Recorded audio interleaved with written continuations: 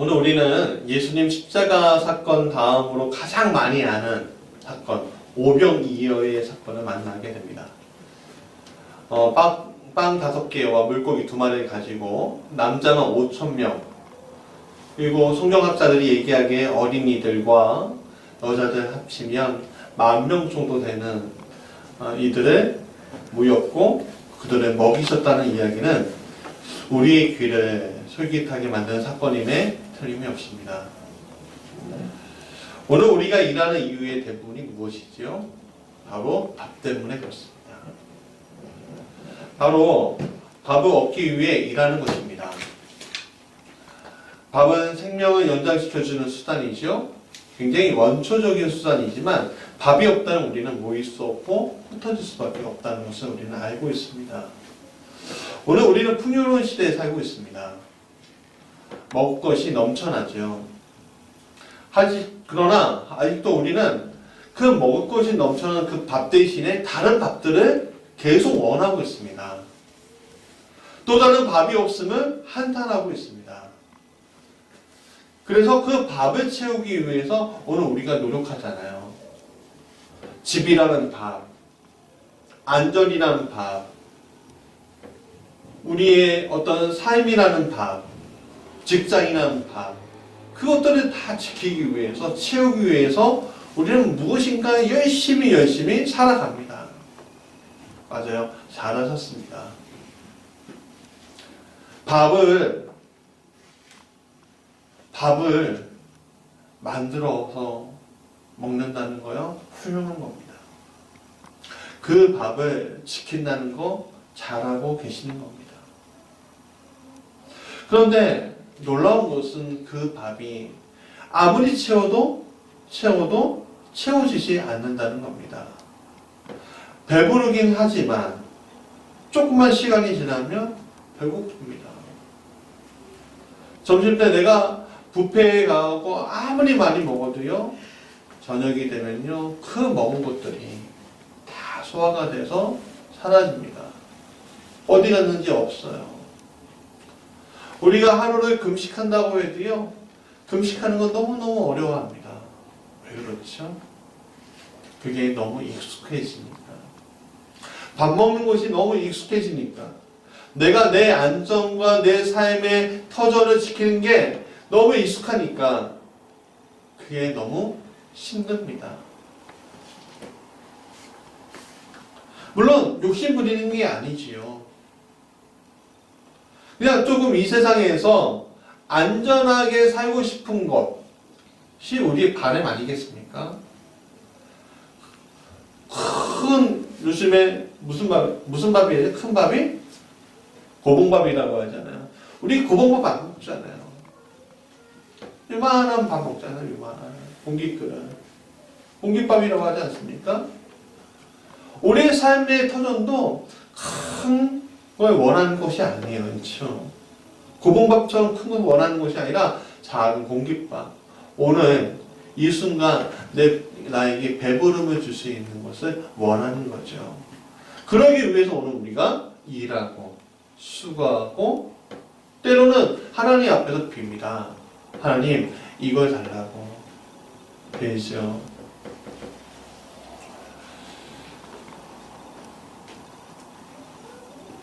예수님 시대의 그 사람들도 그랬습니다. 그들도 배고팠죠. 우리하고 이유는 똑같았습니다. 어떤 이는 육신의 배고픔도 있었고요. 어떤 이는 불의한 세상 때문에 배고팠습니다. 어떤 이는 병든 것 때문에 배고팠고요. 어떤 이는 갈증, 자기의 삶의 갈증 때문에 배고팠습니다. 각자 이유는 달랐을지 몰라요. 그러나 배고팠습니다. 늘 배고파도 시간이 지나면 꺼지고 배불러도 그것은 배고픔으로 바뀌게 됩니다. 그런데 예수님은 오병이어, 즉 빵 5개와 물고기 2마리로 모든 사람에게 먹이고 모든 사람을 배부르게 하시고도 12광주를 더 넘게 거두셨다 했습니다.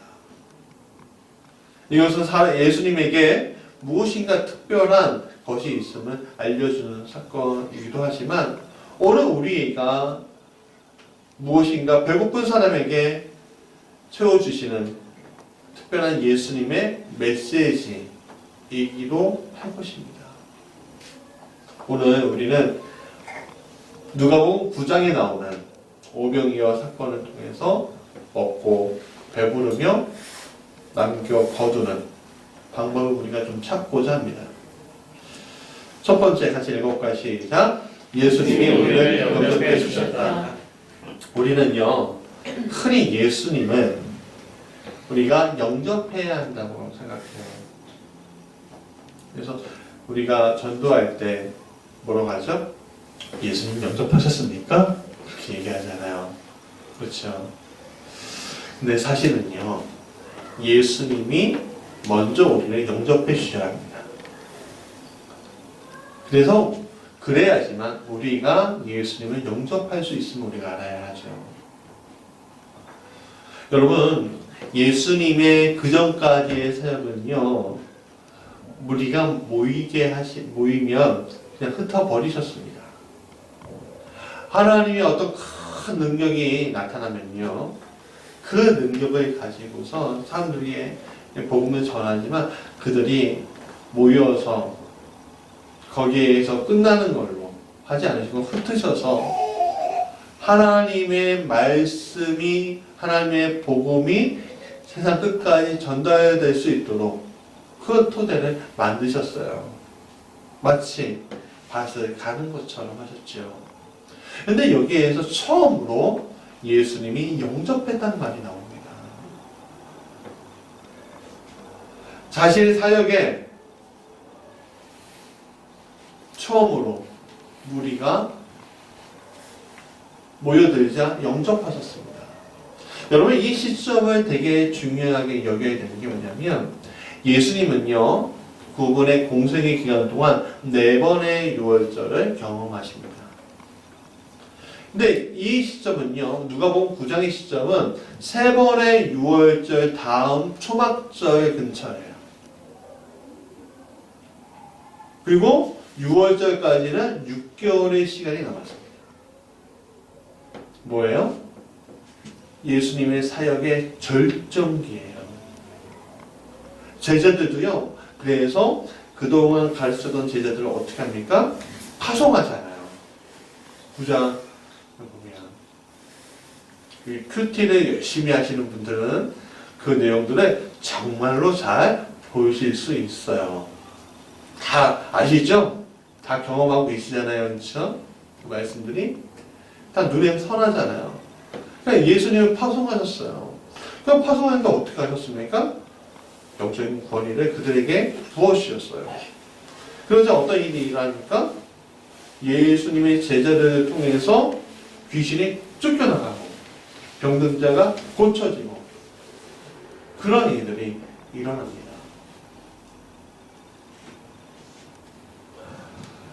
예수님의 이런 사역을 통해서 사람들이요, 당신이 어떻게 이런 능력이 나타났습니까? 나는 예수의 제자요. 당신의 선생을 보고 싶습니다. 그렇게 이야기하는 사람들이 많이 늘어날 것이었어요. 그래서 제자들이 가는 방향 쪽으로 각 고울의 제자들이 갔는데, 그 제자들이 사역하고 나서 예수님께 오는 그 길을 따라서 수많은 사람들이 왔다는 겁니다. 10,000명 정도 이상의 사람들이 왔다는 거예요. 그것은 그 순간이 얼마나 큰 사역이 일어났는지 보여주는 사건이에요. 각 고을이래잖아요. 그러니까 예수님이 가시면서 고을마다 가신 게 아니에요. 파송하고 난 다음에 그들이 온 거예요. 그들이 왔을 때 예수님은 그들을 영접하셨다라고 했습니다.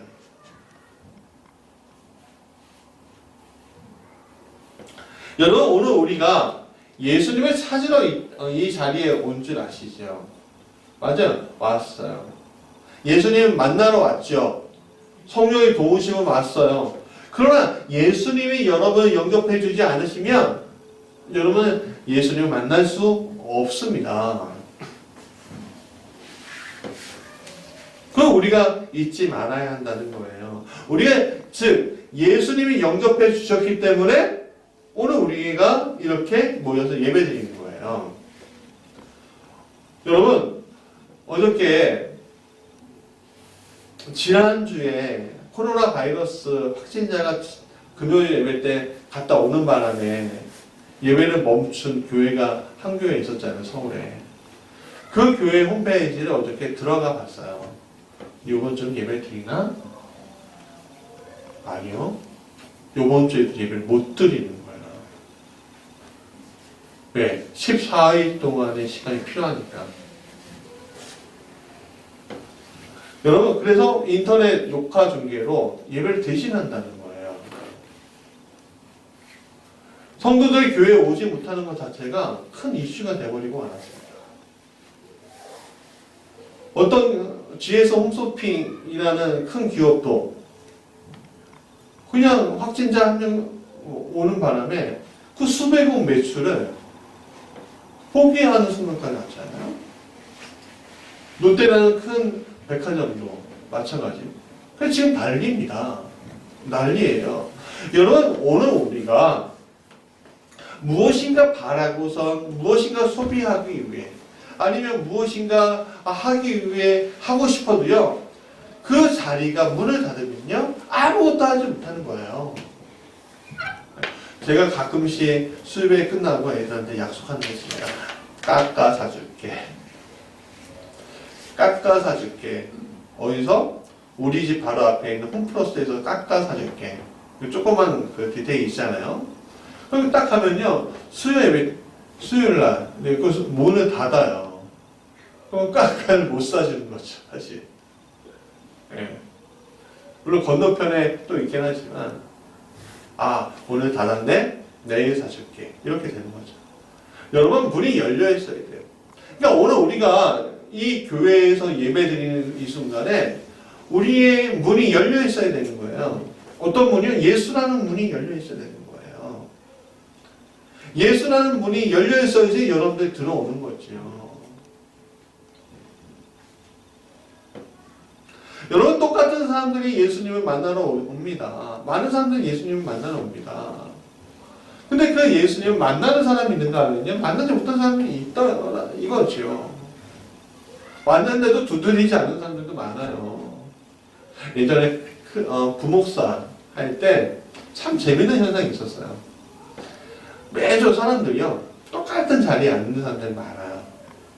근데 똑같은 자리에 앉는데 재밌는 거는 2층을 가면 2층 옆에 의자들이 있거든요. 그래서 가득 차면은 못 들어가니까 거기서 예배 드리는 거예요. 근데 항상 그 자리가 있음에도 불구하고 항상 그 자리에 앉아 있는 사람들이 있어요. 어떤 때는 가족이 다 앉아 있어요. 안 들어가요, 안 들어가. 왜일까요? 이유야 모르죠. 이유가 모르죠. 억지로 따라왔는지. 여러분, 예수님이 문을 열어주지 않으면 못 들어오지만 우리도 우리의 마음을 열지 않으면 예수님을 영접하지 못하는 겁니다. 말씀이 들어오지 못하는 거예요. 왜일까요? 왜 그 말씀이 이 귀한 말씀이 들어가지 못할까요? 그것은 올해의 시점이 말세에 고통하는 때이다 라는 이 디모데후서 3장 1절과 5절의 말씀 때문이에요.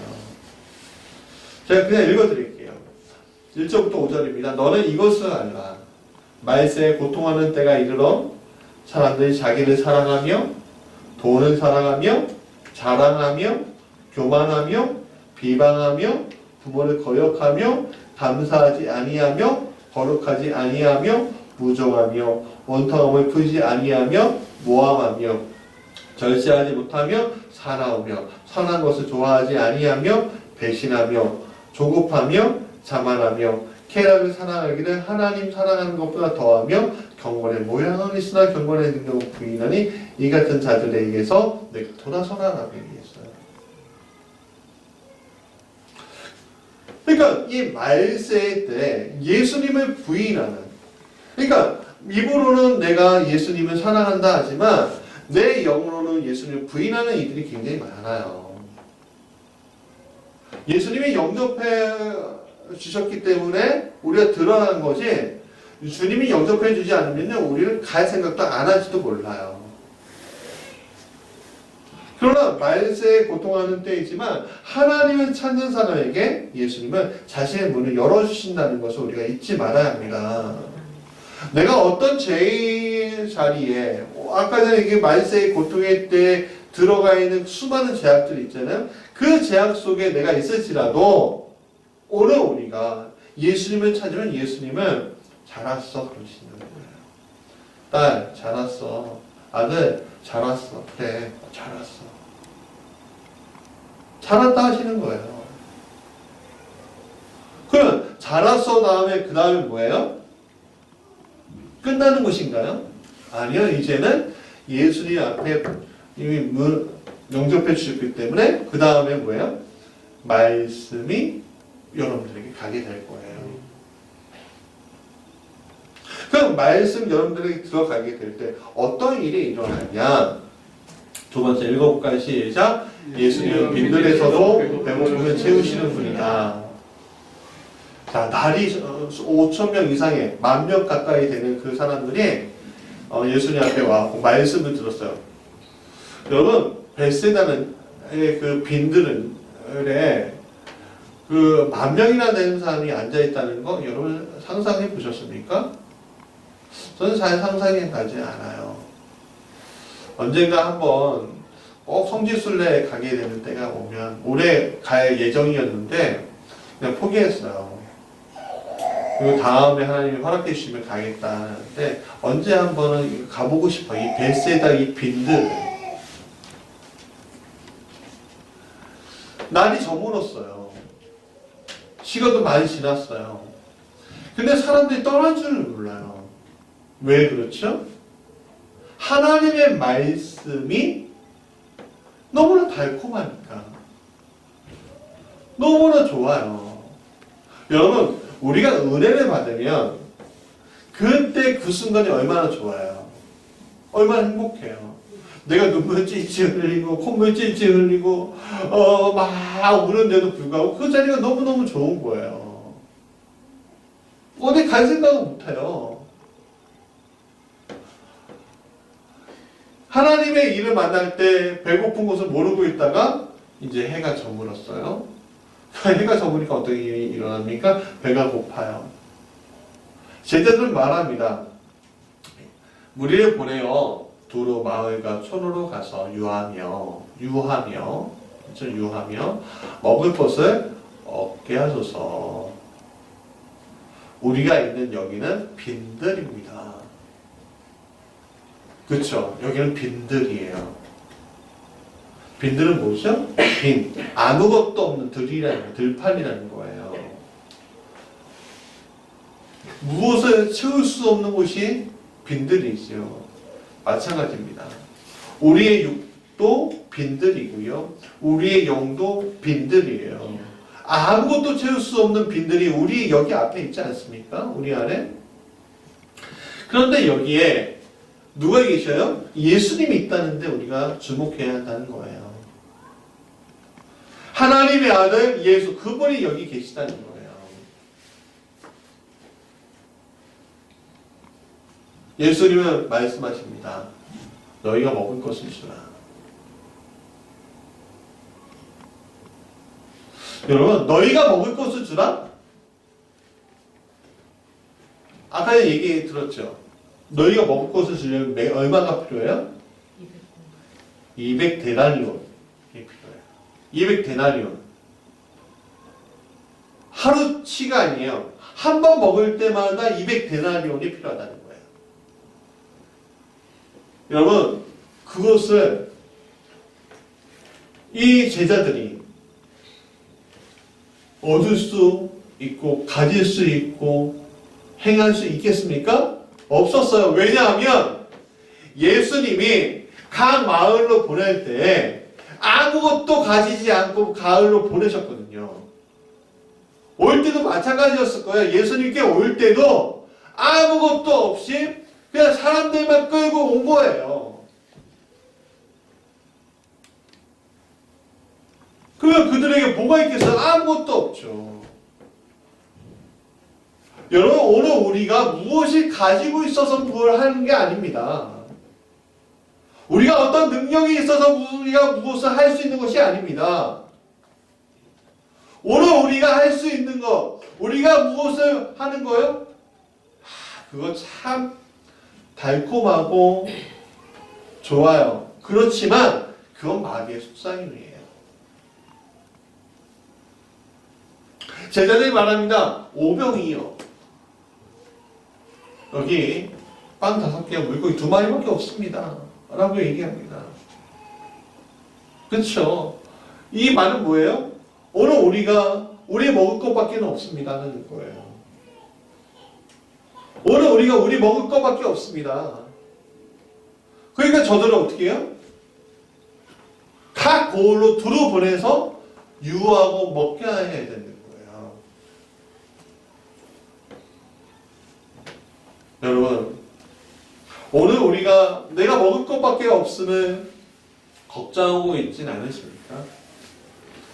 내가 버는 것들, 내가 버는 것들, 내가 어떤 재정적인 문제들, 아니면 어떤 그 여유의 문제들이 없어서 여러분들 고민하고 있진 않으십니까? 하나님께도 못 드리고, 아니면 또 다른 사람들에게도 못 주고, 그냥 내 자녀 키울 것밖에 없습니다. 내가 내 먹을 것도 관심이 없습니다. 그러면서 내가 내일을 걱정하고 있는 것은 아니십니까? 남에게 당장 나누어줄 것이 없는 인생으로 여러분 서 있는 것은 아닙니까? 남에게 나누어주지 못하고 그냥 미안해. 나도 내가 살 것밖에 없어. 하면서 사람들에게 이야기하고 다니는 것은 아닙니다. 너무 허전하죠. 좀 돈이 많았으면 좋겠는데, 좀 능력이 있었으면 좋겠는데 없어요. 어제 뉴스를 보니까 세계에서 5번째 손가락에 들었던 부자, 인도의 한 부자가 파산했더라고요. 아무것도 없습니다. 그랬다는 거예요. 이제는. 빚을 다 갚으면 전 빵원입니다. 여러분, 아무리 많이 갖고 있어도요, 없는 것과 같습니다. 왜요? 썩어 없어질 것을 가지고 있기 때문에 그런 거예요. 그런데 예수님은 이 빈들 같은 우리의 허전함을 채워주시는 분이 되셨습니다. 예수님은 오병이어를 가지고 축사하시고 나누어줍니다. 여러분 생각해 보십시오. 거기 수많은 사람들이 있는데 먹을 거 하나도 없이 그냥 맨손으로 왔겠어요? 어떤 사람 돈 전제를 사고 갔고, 어떤 사람 도시락을 쌓아갔고, 그랬겠죠. 그렇지 않습니까? 그냥 행간을 좀 읽어보셨으면 좋겠어요. 안드레가 아까 전에 영상에 보셨듯이 안드레가 한 어린아이의 오병이어를 가지고 왔잖아요.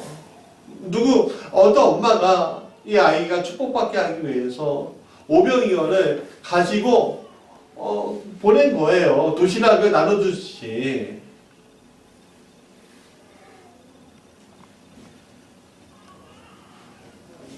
그런데 예수님은요, 자신의 굶주린 배를 먼저 채우지 않고 지금 목자 잃은 양처럼 있는 무리에게 나누어 주셨습니다.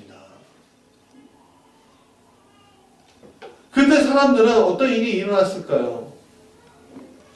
자신만을 먹기 위한 도시락을 최소한도로 남겨놓고 다 올려놨겠죠.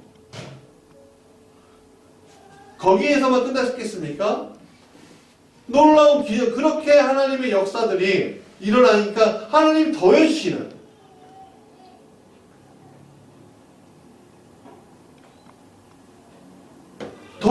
역사가 일어나지 않았겠습니까? 물이 변하여 뭐가 된대? 포도주 된대. 그런 역사가 일어났을 거예요. 일어났다는 거예요. 여러분 생각해 보십시오. 아무리 도시락을 해도요, 5,000명, 10,000명을 다 먹일 수는 없을 겁니다. 하나님의 어떤 기적적인 역사가 그 자리에 일어난 거예요.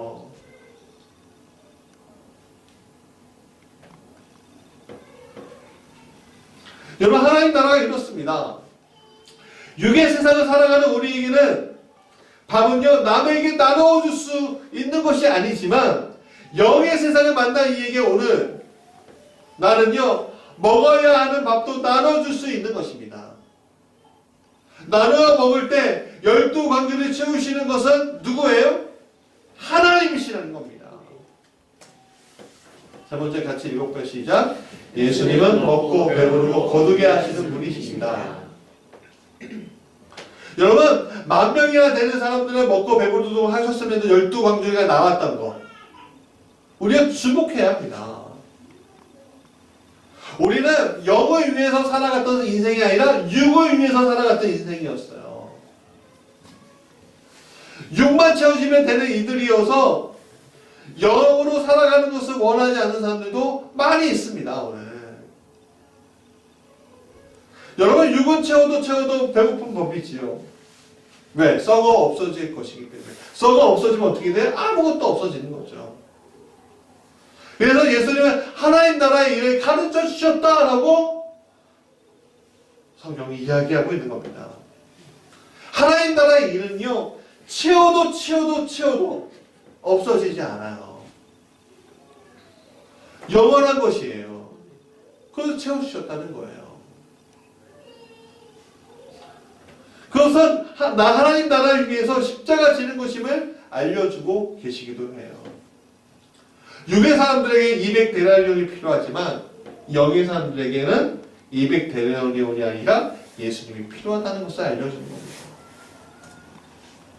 예수님 오늘 사건을 통해서 육이 아닌 영으로 사는 법을 가르쳐 주셨어요. 영을 사는 것은 육의 필요를 하나님께 맡기는 데서 나타나는 겁니다.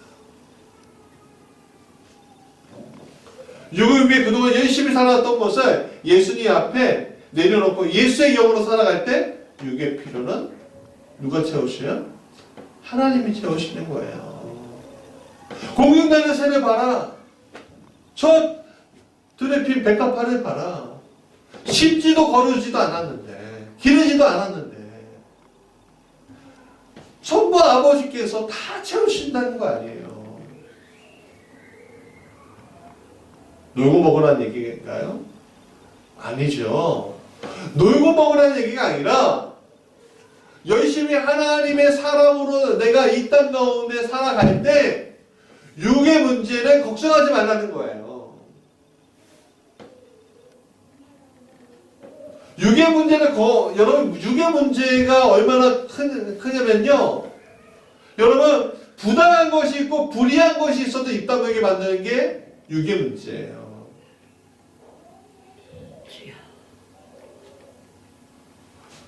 잘못된 것에 대해서 입을 다물게 만드는 거예요.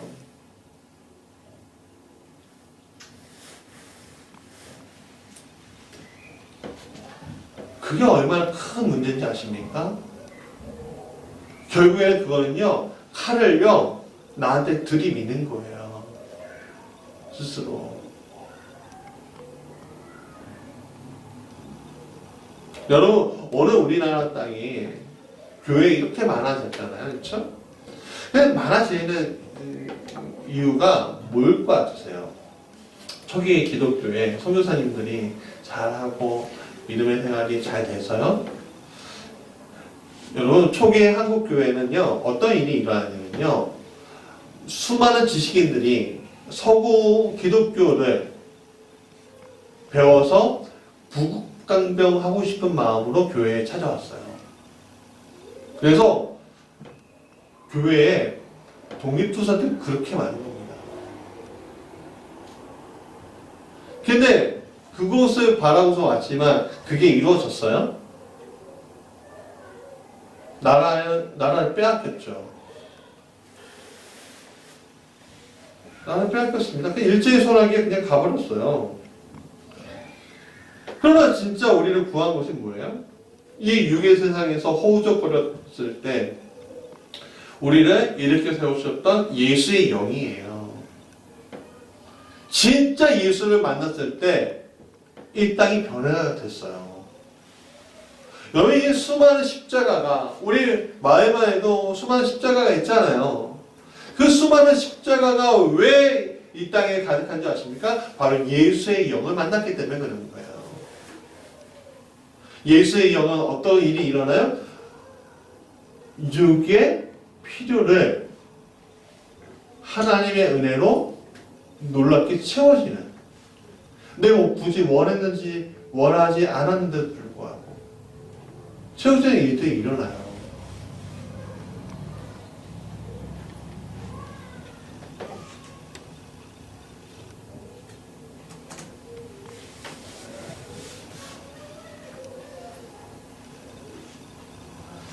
예수님은 오병이어의 기적을 베푸신 다음에 한 일이 무엇인지 아십니까? 바로 십자가를 예고하셨습니다. 십자가를 지나니 아버지의 명령에 순종하는 일을 그분이 하셨어요. 그래서 베드로가 주는 그리스도십니다, 살아계신 하나님의 아들이라고 고백할 때 예수님은 내가 버림받아 죽임을 당하고 제3일에 살아나야 한다라는 말씀을 하셔요. 자신을 부인하고 십자가를 지고 자신을 따르는 삶을 살아가야 한다는 거죠. 제자들은 이해가 안 갔어요. 주님, 수많은 무리가 당신을 따릅니다. 하나님 왜 십자가를 얘기하십니까? 왜 실패를 얘기하십니까? 누가복음 9장에 보면 두려워서 더 이상 묻지도 못했다는 거예요.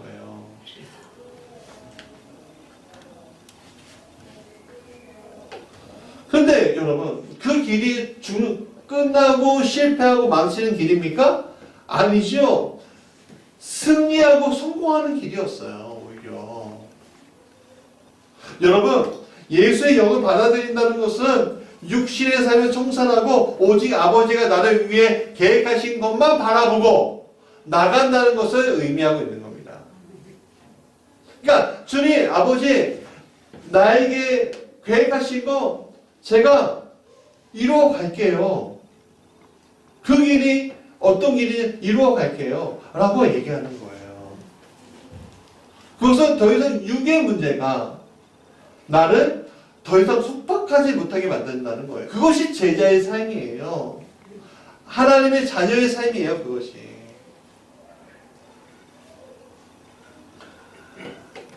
여러분, 십자가 부끄러운 사형 집행 도구였습니다. 왜 부끄러운지 아십니까? 여러분, 조롱과 비난당하는 자리이기도 했지만요, 육신적으로 여러분 십자가 달릴 때요, 예수님이요 속옷을 이렇게 입은 줄 아십니까? 아니요. 예수님은 존중하는 마음으로 가리개를 한 것이 완전히 벌거벗은 그 남자의 어떤 치부까지 다 드러내게 하면서 피 흘리면 죽게 안 되기 때문에 부끄러운 십자가인 거예요. 그 십자가의 고난을 예수님이 당하겠다라는 거예요.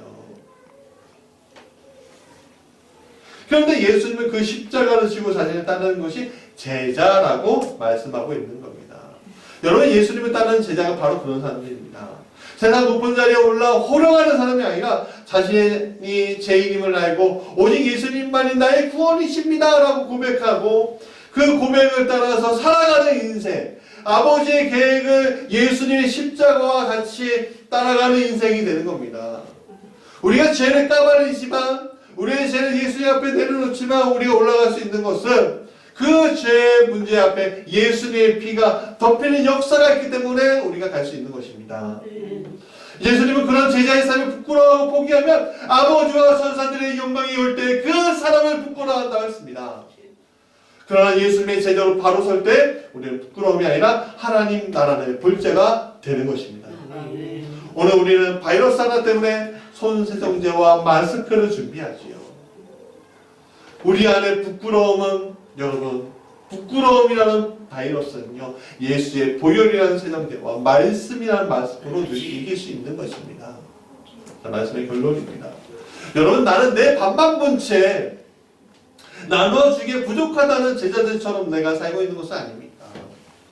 주의 영광만 바라보고 주가 십자가를 지는 것에 대해서는 두려워하고 무서워하고 있는 것은 아닙니다.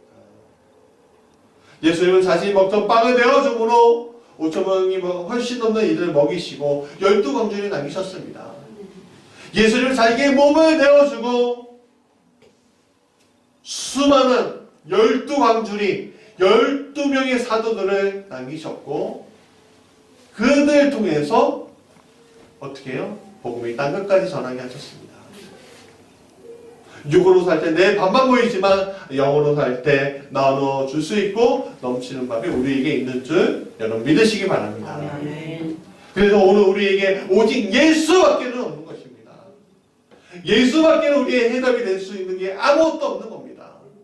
오늘 우리가 누구를 가르쳐요? 우리 아이를 가르칠 때 무엇을 얘기해야 돼요? 예수밖에는 없는 겁니다. 도덕적으로 잘 살라고요. 성공하면 살라고요. 썩어질 것에 대해서 그렇게 살라고요. 그래요.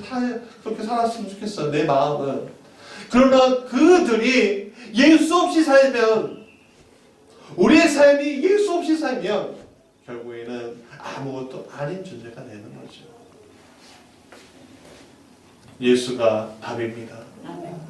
예수님만이 우리의 허전한 것을 채워주시고 예수님만이 그 모든 것들을 해결해 주십니다. 예수의 제자가 되는 십자가에 지는 여러분들이 되시길 간절히 소원합니다. 우리 찬양하시죠.